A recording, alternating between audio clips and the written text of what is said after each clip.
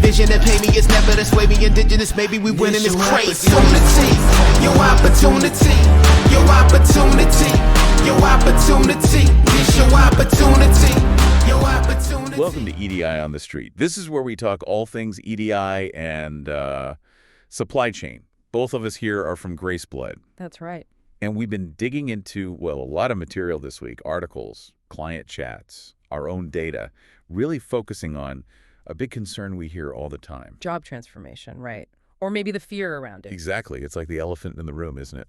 It really is. Every time you mention automating B2B comms, the first thought is, okay, are the robots coming from my team? You know, I'm the integration guy. I've spent, 20 years untangling what I call EDI spaghetti. Yeah, good term for it. And I can tell you that whole robots taking jobs idea, it's just not the reality we see. Not at all. Right. And I'm coming from the sales and strategy side, 15 years talking to clients about the business case. And our mission today really is to swap out that fear narrative. Yeah, replace it. Replace it with what's actually happening. Moving to cloud EDI, using managed services, it frees up your skilled people. It lets them do strategic, high-value work. It's about job transformation, not job elimination. That's the core message. It's the most important distinction, I think. Okay, so let's unpack that. Because honestly, when I talk about the efficiencies, the automation gains, the first question is always, okay, fine.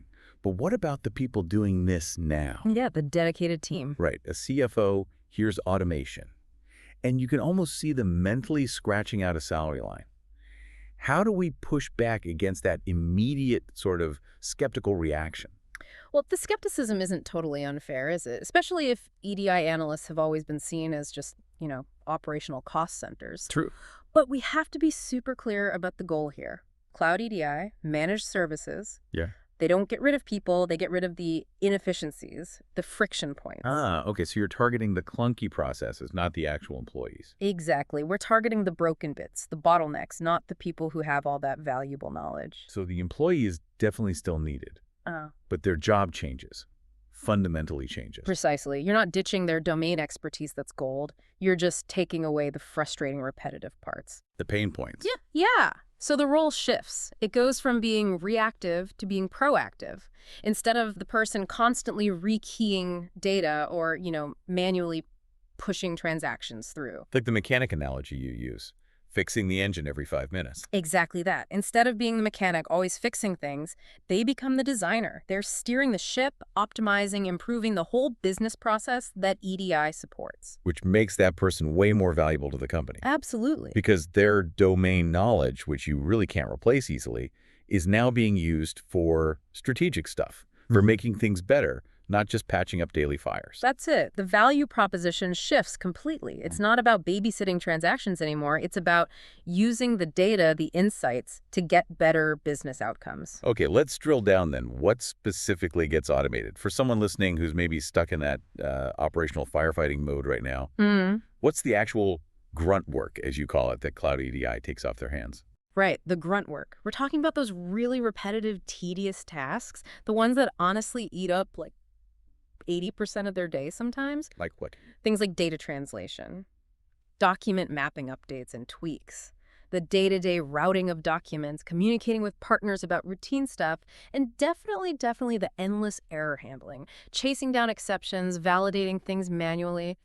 I hear about the manual error reports all the time. That sounds like the biggest headache, and probably prone to errors itself, right? Because people just get tired of doing it. Oh, absolutely. Burnout is real. But when you move those processes to a managed cloud EDI platform, it's different. They're handled consistently, automatically, monitored 24/7 by the service. So teams suddenly get time back. Huge amounts of time back. Instead of spending, say, 80% of their day just keeping the lights on, fighting fires, now they can actually spend that time optimizing, making things better. And optimizing means what exactly? What are they doing with that found time? Well, now they can focus on the high-value stuff, like fine-tuning service level agreements, the SLAs. Right, the performance guarantees. Exactly. Improving map accuracy proactively, not reactively. And maybe the biggest one, onboarding new trading partners much faster. That speed to market, that's huge strategically. It's a game changer. From a business perspective, that agility, it delivers massive ROI, not just in cost savings, though that's there too, but in, better customer satisfaction, being seen as a reliable partner in the supply chain. Okay, that leads us nicely into the money side of things, Yeah. the financial imperative. Because often the move to managed services gets justified purely on cost savings, Yeah. right?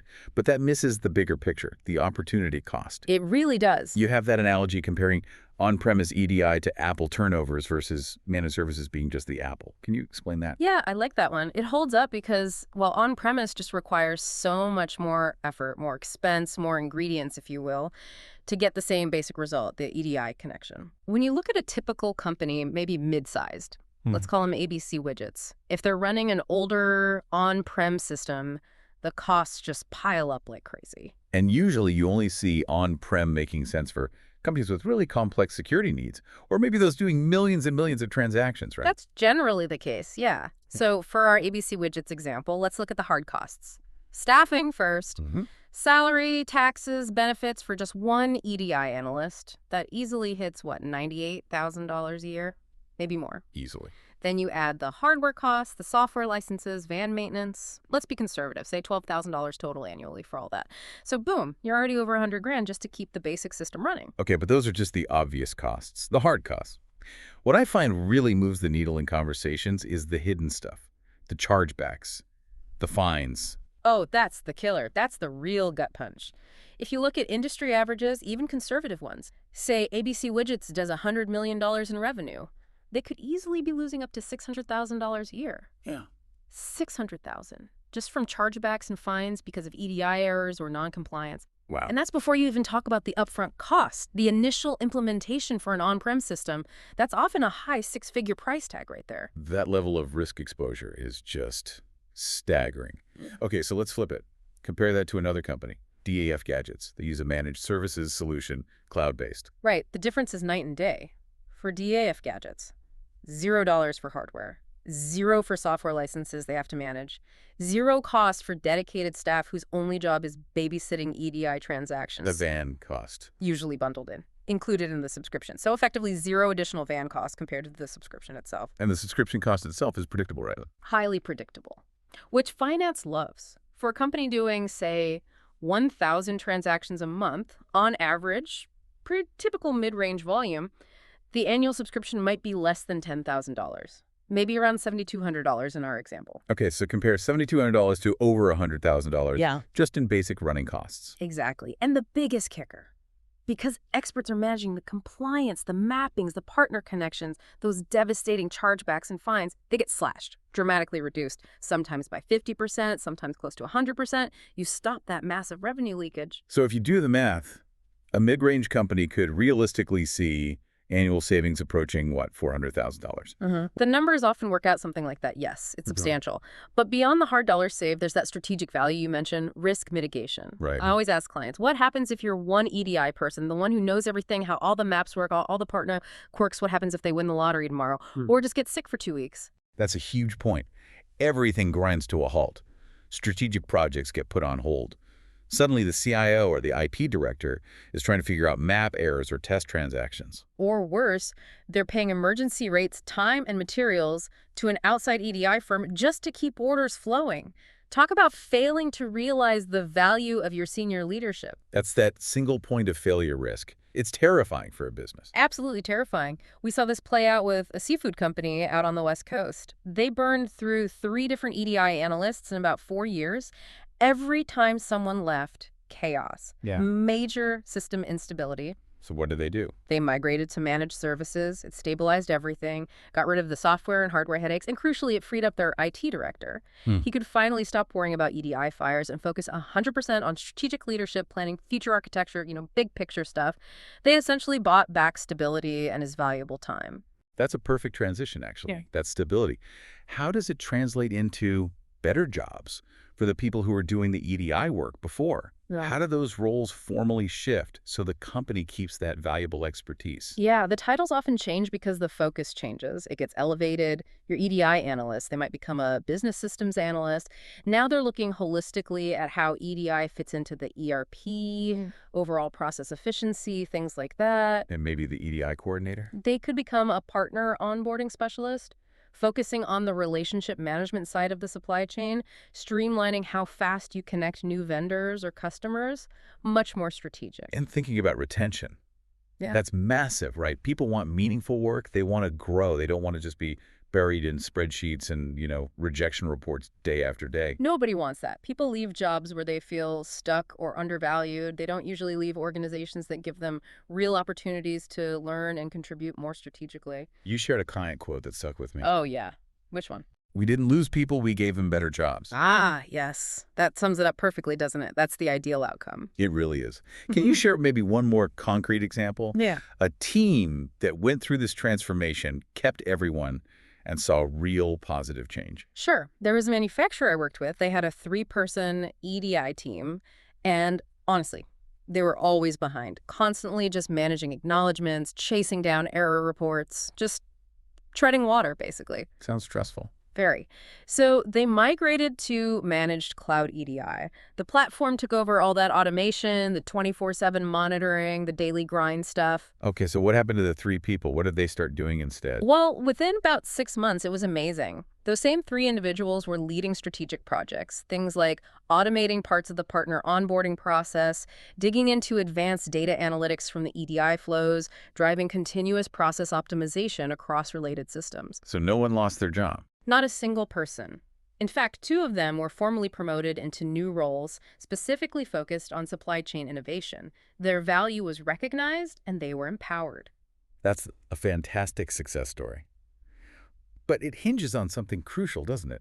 Cultural buy-in. Oh, absolutely. Leadership has to frame this whole shift the right way, as an opportunity, not a threat. That is probably the single biggest reason these transitions sometimes fail. It's almost never the technology. It's the culture. It's the people side. You have to remember that old saying, people don't fight change, they fight being changed. Good point. So you must involve the existing EDI team early on, make them part of the process, let them help define the strategy for automation. If they feel like their expertise is actually central to making the new system successful, they become your biggest advocates. But if they feel threatened, like their job is on the line, they might withhold crucial information, subtle things about partners or processes, and the whole thing can stumble. Precisely. So get the culture right, get the team on board and feeling elevated, then what? You need to measure success ongoing, not just the initial ROI calculation. Right, you need metrics. Exactly.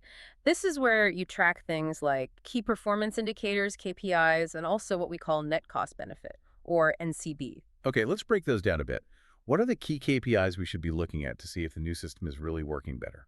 Primarily, you're looking at improvements in operational variances, things like the speed of your order-to-cash cycle or procure-to-pay, fill rates, order accuracy, those positive improvements. Yeah, maybe tracking the reduction of negative things. Yes, exactly. Especially when comparing to the old on-prem world.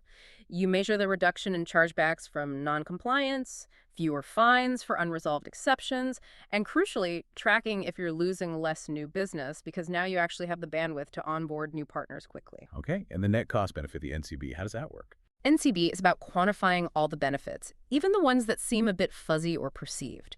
So you put a dollar value on the staff, time saved, maybe based on their compensation.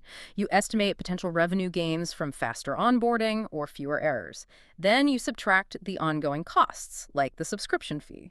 So it gives you a clearer financial picture of the total value, beyond just hard cost savings. Exactly. It helps capture the value of things like risk mitigation, improved employee morale and retention, making these data-driven decisions based on real metrics. That's what separates the companies that lead, the trailblazers and disruptors, from the ones that eventually get left behind. You've got to regularly audit your processes using this kind of quantifiable data. It keeps you honest about performance. Okay, so wrapping things up, the core message, the main takeaway we want to leave you, the listener, with today is really this. Cloud EDI, managed services. Yeah. It's not coming for your job. No, it's coming for your busy work. It's coming for your stress. Yeah, it's stealing the tedious, repetitive tasks. Yeah. The stuff that burns people out. And it's giving you back the time and the mental space to focus on the high-value activities, the things that actually require your unique human expertise, your judgment, your experience. This whole shift, done right, empowers employees. It lets them focus on what really moves the needle. Strategy, building better partner relationships, innovation, driving measurable growth for the business. The future of work in the EDI space. It's smarter, it's faster, and honestly, it's much more human. Less machine-like repetition, more strategic thinking. So maybe a final thought for everyone listening. Yeah, maybe reflect on your own organization. How is value perceived? Are your key roles measured mainly by keeping the lights on or by the strategy and innovation they bring? And are those internal processes, especially around EDI and B2B, being audited regularly? Not just for technical function, but from a risk perspective, an economic health perspective. Are you potentially still carrying that hidden, $600,000 burden without fully realizing it? Good questions to ask. Definitely food for thought. Absolutely. Well, thank you for joining us for this discussion here on EDI on the Street. It's been great. Until next time, stay connected and stay curious about how these changes can benefit you. Never this way, we indigenous, maybe we winning this crazy. Your opportunity, your opportunity, your opportunity, your opportunity, this your opportunity, your opportunity.